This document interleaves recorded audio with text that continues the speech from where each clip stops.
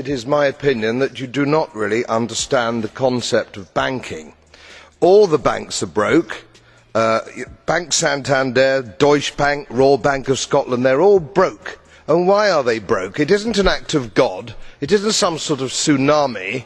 They're broke because we have a system called fractional reserve banking, which means that banks can lend money that they don't actually have. It's a criminal scandal and it's been going on for too long.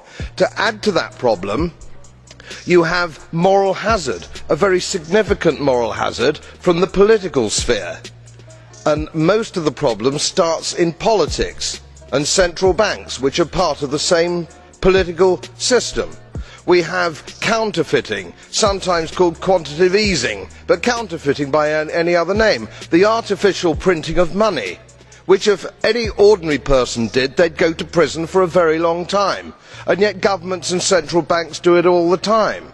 Central banks repress the amount of interest that rates are, so we don't have the real cost of money.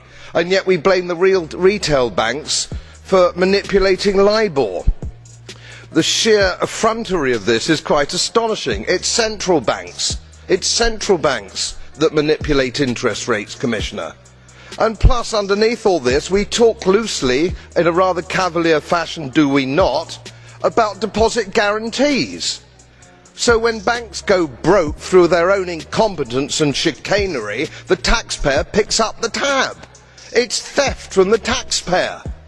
And until we start sending bankers, and I include central bankers and politicians, to prison for this